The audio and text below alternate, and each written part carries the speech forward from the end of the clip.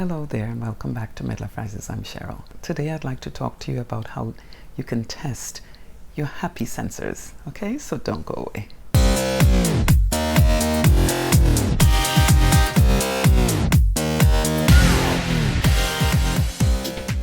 I'm in the New York area and it's starting to get nice and warm. I mean, look at me right now.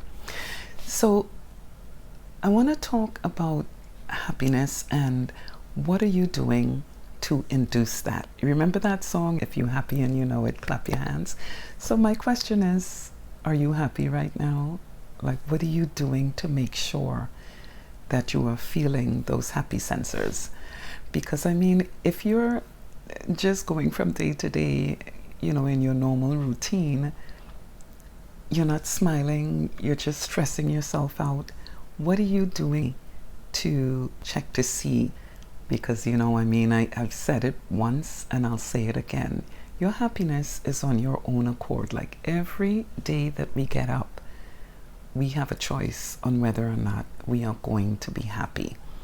So what choice are you making? Are you getting so consumed in the current of life that you're not going after your happiness, or you're not seeking it? Don't look for anyone to bring that to you, because it's not going to happen. You do not get your happiness from another person. It has to be from within. I just wanted to touch base with that. We're working on that video for our 28-minute show. All that we cope with, we really should slam the brakes, take it down a couple of notches, and look within ourselves to see whether or not we're happy. Because some people will say, if I become rich, I'll be happy.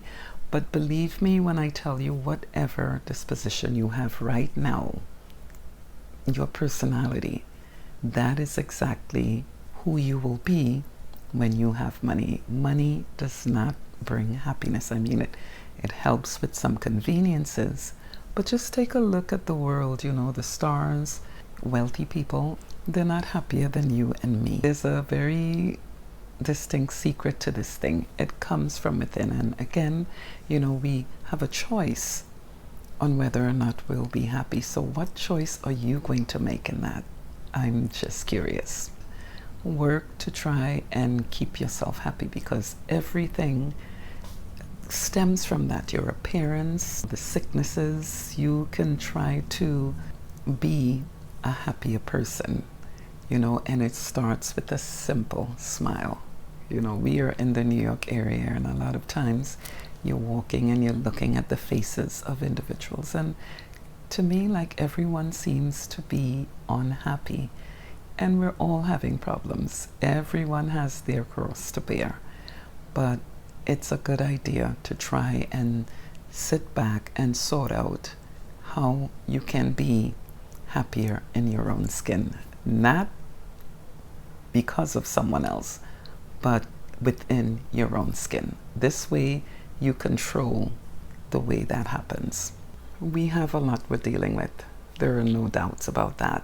These experiences that we're having are making impressions for sure, but our decision on how it's going to affect our overall life, that's something that's in our hands. That's a choice that we can make. Not working to keep yourself happy have a lot of negative impacts. You have things that you can do to make sure that you stay in the happy mode. You can, your foods, exercise. I think I mentioned that a few months back.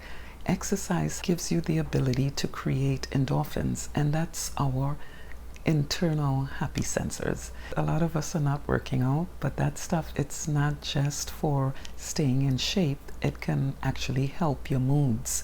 So we get to midlife and it's just so many different experiences, negative ones, and they can create impressions, and it can take a toll, but it is possible to talk yourself into being happy. Do not look to turn to someone else to give you that, because you want to be happy consistently. You need to have that in your own control. You have a choice, and that should be to be happier within yourself. Check us out at midliferises.com. do subscribe to the channel by clicking on that bell icon. It'll help if you give us a like as well, and we will see you next time. Okay, you take care now.